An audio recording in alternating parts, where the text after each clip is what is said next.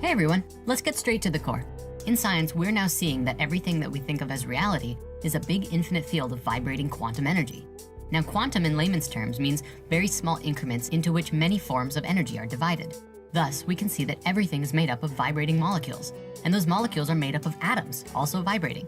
And those atoms are made up of even more tinier particles with vast amounts of empty space in between, all vibrating, all spinning around and moving all of the time. Scientists around the world are just beginning to understand this, and our understanding of it is growing every day. This concept lays the foundation for what you're about to see today. And just think about this while you're watching. Every moment, while you breathe, while your heart pumps your blood, while your nervous system carries electrical signals, while the atoms in your body spin, everything is in constant motion, and this motion emanates a field around it. And all of the motion of all of these particles and all of these waves are all connected in this field.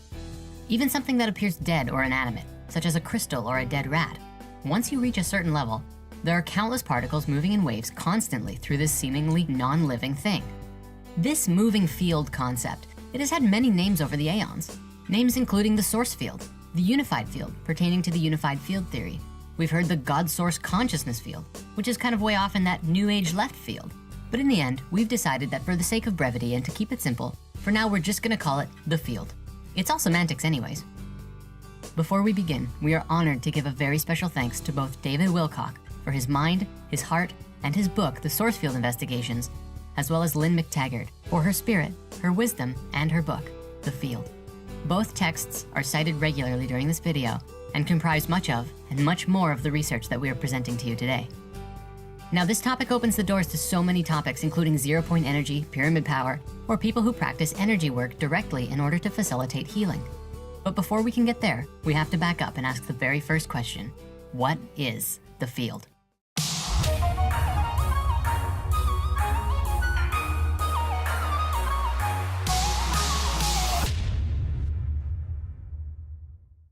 Quantum field theory is one modern name for many ancient teachings which stretch back way into ancient Egypt and Greece. Though today it exists as a branch of quantum theoretical physics and really owes much of its modern Western adaptation to researcher and interrogation specialist Cleve Backster. However, Backster didn't set out to find scientific evidence on some mystical energy that exists around everything. No, he was interested in the human mind and its effects while under hypnosis. There are some amazing stories about hypnosis out there. Hypnosis has been used to help people heal or even have instantaneous out-of-body experiences. There's one hypnosis story in particular that we love, which comes from Michael Talbot's The Holographic Universe, where a hypnotist had a father look through his daughter's belly to read an inscription on a pocket watch in front of a live audience. According to the father, he didn't even know his daughter was on stage, let alone directly in between his eyes and the watch he was reading. This experiment alone changes everything that we think of about solid matter. And Baxter's experiences with hypnosis are equally as amazing. It was in a similar experiment that he hypnotized a CIA agent to retrieve and give to him a classified document without even knowing it had happened. It was because of this experiment in particular that his studies connected him with the CIA, after which led him to the use of the polygraph machine, also commonly known as a lie detector machine. Now, for those who don't know, a polygraph is a very simple mechanism which records sensory information from the body in real time, such as blood pressure, pulse, respiration, and skin conductivity. Traditionally, you're able to observe when someone is lying through the polygraph because when someone lies, their heart rate and blood pressure increases, and you see strong spikes in the readout as opposed to normal activity. Now, we know today that a polygraph machine is not the most accurate way of identifying whether someone is actually lying or not, because just by slowing your heart rate and breathing and staying very calm, one can actually trick the polygraph into thinking that you're always telling the truth. However, Cleve Backster used it for a different purpose. Cleve Backster was fascinated by polygraphs and later on in life actually founded the Backster School of Lie Detection, located in San Diego, California. But the exciting part of the story occurs much before then, in a time when he got the idea to test the biorhythms of something other than a human and hooked his lie detector up to a plant. Now, one might expect the pulse of a plant to be rather a consistent thing and not at all very interesting to study. But thank heavens that Backster was a curious fellow, because he made the most incredible discovery, which even today we are still having a hard time processing the ramifications of. It all happened when he attached his Dracaena plant to a polygraph, and he discovered its electrical signals were very much alive and fluctuating, the opposite of what he had expected. Backster wrote, "About 1 minute into the chart reading, the tracing exhibited a short-term change in contour, similar to a reaction pattern typical of a human subject who might have just briefly experienced the fear of detection." Basically, he described the plant seemed to, for a moment, become aware that it was not the only one in the room. Baxter knew that if you wanted to catch someone lying, you first have to confront them about whatever they might be hiding. If your questions cause them to feel threatened or anxious, the electrical activity in their skin gets much stronger. Baxter wanted to see if he could get a human-like response out of his new plant buddy by threatening its well-being somehow. First, he tried dipping one of the leaves into a hot cup of coffee and tapped on the leaves with his pen. There was hardly any response. He tried several other things, but to no avail. Pacing around the room, eventually he had this thought. Aha! I shall get a match and burn the leaf. At that time, the plant was about 15 feet away from where he was standing. The only new thing that occurred was the thought.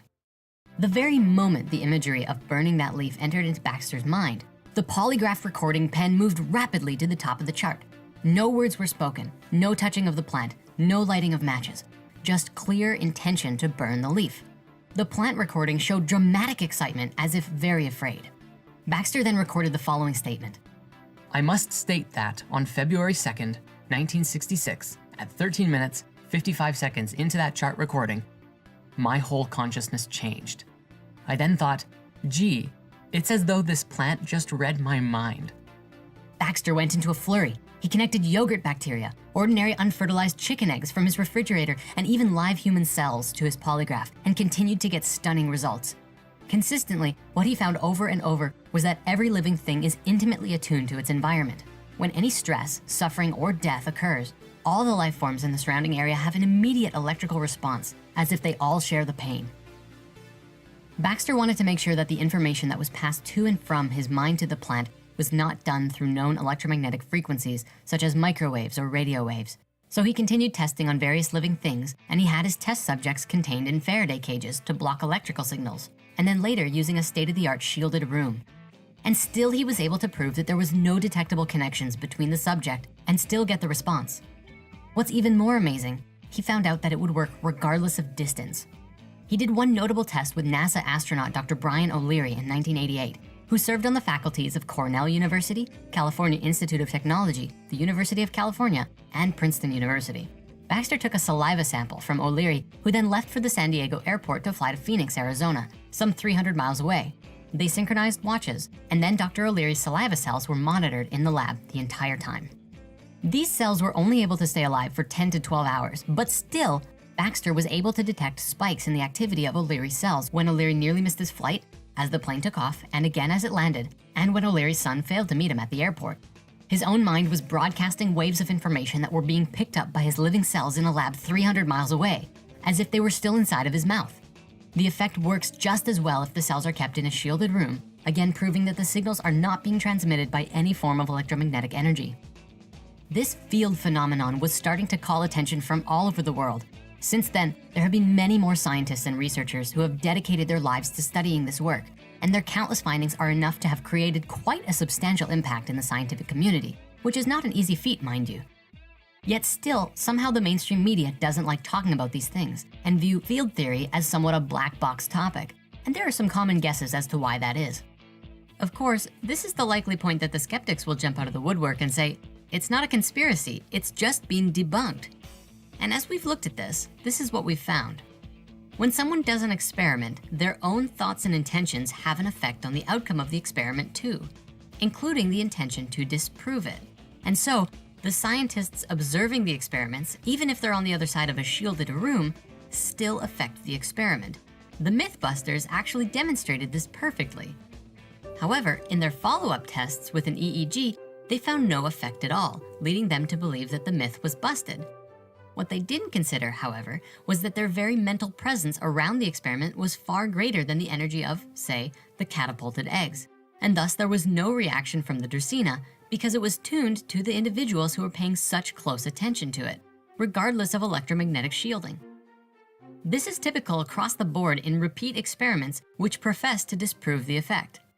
Further, the Global Consciousness Project, which was collaborated on by about 100 researchers and scientists through the Institute of Noetic Sciences, also proved this by showing that when someone does an experiment, their own thoughts and intentions have a massive effect on the outcome of the experiment, including, again, the intention to disprove it.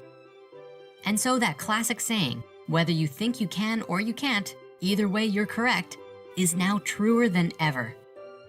All of this leads us to believe quite strongly that, ultimately, The cells of all living things are in constant communication with each other, so much so that when one is in distress, the surrounding life literally shares in the experience. So when we're in a crowd of stressed or unhappy people versus a crowd of happy and uplifting friends, well, I'm certain you could imagine the difference of the experience. But remember, as with the scientists testing the Backster effect, the strongest energy wins.